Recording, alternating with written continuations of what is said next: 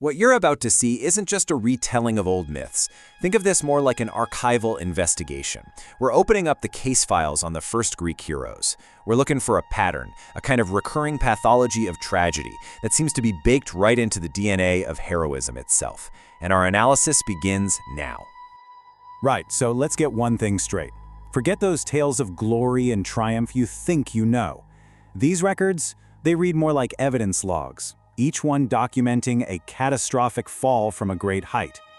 They're a grim reminder that in these stories, the favor of the gods, well, it often looks a lot like a death sentence. Okay, our first file. It opens with Prince Cadmus, a man whose life starts with this really noble quest. He's trying to find his sister after she was abducted by Zeus. Everything he does is by the book. He's pious, he's dutiful, he follows divine instructions to the letter, and in doing so, he lays the foundation for a dynasty of absolute ruin. What's so wild about the sequence of events is that on the surface, every single step seems right. Cadmus follows an oracle. He defends his men from a monster. He even serves his penance, 8 long years. And for his trouble, the gods themselves reward him. They arrange his marriage to Harmonia, the daughter of the very god he just offended. It looks like a perfect resolution, right? But that whole reconciliation, it was just a mask for a much, much deeper grievance. So how does the curse actually get in? It comes disguised as a wedding gift. Hephaestus, the god of the forge, crafts this stunning, divine necklace. But it's not a token of blessing. Oh no. It is an instrument of pure revenge, literally engineered to bring ruin upon its owner and every single one of their descendants.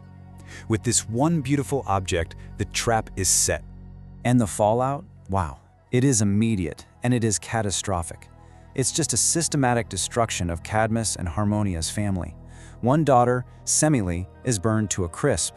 Another, Ino, is driven completely insane, murdering her own kids. A third, Agave, in a religious frenzy, rips the head off her own son, the king. The curse even bleeds into the next generation when their grandson Actaeon gets torn to pieces by his own hunting dogs. That necklace? It worked exactly as designed. For a few generations, the curse on the House of Thebes just seems to lie dormant. The necklace gets passed down, but the spectacular violence subsides. But it didn't disappear. It was just waiting for the perfect victim. A man whose entire life would become a masterclass in the futility of trying to fight your own fate. And it all begins, as it so often does, with a prophecy. King Laius of Thebes, a descendant of Cadmus, is told that if he has a son, that son is destined to kill him. So when his son is born, Laius does what he thinks is the only logical thing to do. He orders the baby to be left on a mountainside to die. Problem solved, right? And this is where the cruel mechanics of fate become just horribly brilliant. The infant, of course, survives. He's raised as a prince in a faraway kingdom, Oedipus. Then he gets a prophecy that he's going to kill his father and marry his mother. So he does the heroic thing. He runs away from home to protect the people he thinks are his parents. His journey takes him, inevitably, toward Thebes. On the way, he gets into a bit of road rage and kills a man, his real father, Laius. He gets to Thebes, becomes a hero by solving the riddle of the Sphinx, and is rewarded with the throne and the hand of the widowed queen, who is, you guessed it, his real mother.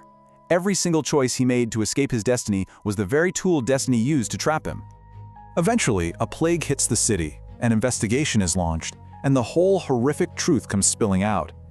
His wife and his mother, Jocasta, hangs herself, and Oedipus, in one final agonizing moment of clarity, takes the golden brooches from her dress and plunges them into his own eyes.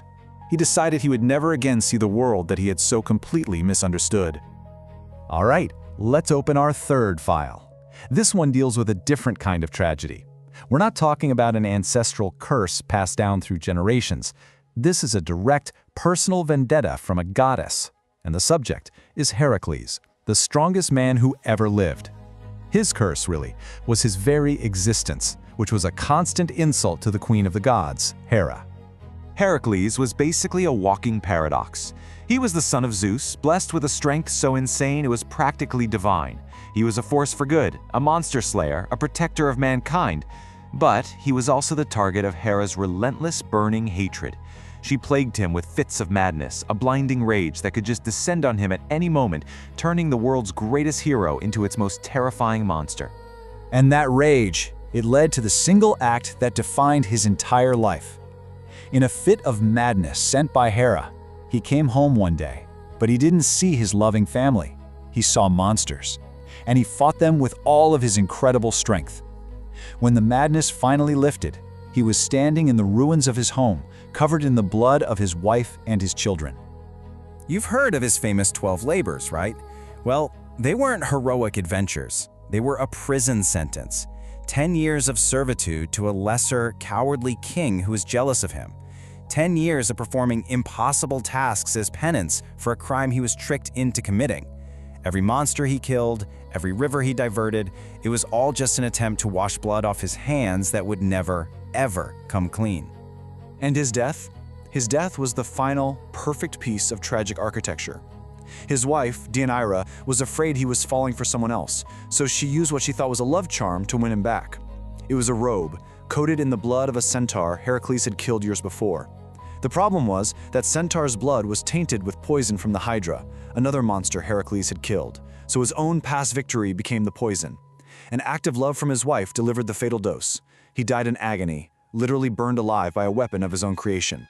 So when you lay all these files out on the table, Cadmus, Oedipus, Hercules, you realize these are not isolated incidents. They're all points on a graph, and they reveal a deeply disturbing pattern that for these men, greatness is inextricably linked to annihilation. And as just one final piece of supporting evidence, let's look at the case of Bellerophon. No family curse, no divine vendetta. This was a true hero who tamed the winged horse Pegasus and killed the Chimera. His mistake? He started to believe his own hype. He genuinely thought his victories had earned him a seat on Mount Olympus. For that arrogance, Zeus just sent a tiny fly to sting his horse, and he was thrown all the way back down to earth. He spent the rest of his life a blind, crippled outcast. You have to remember, these were the best of the best, the most courageous, the most capable, the strongest men of their generation. They founded cities, they saved entire nations, and they killed monsters that haunted the nightmares of ordinary people. But in the end, what did all that strength even matter? It couldn't break a curse, it couldn't outrun a prophecy, it couldn't cure a madness sent from a god, it couldn't protect their families, and it couldn't save themselves. Which leaves us with the one final unanswered question that echoes through all of these files. In a world governed by indifferent gods and inescapable destiny, what's the point of being a hero at all?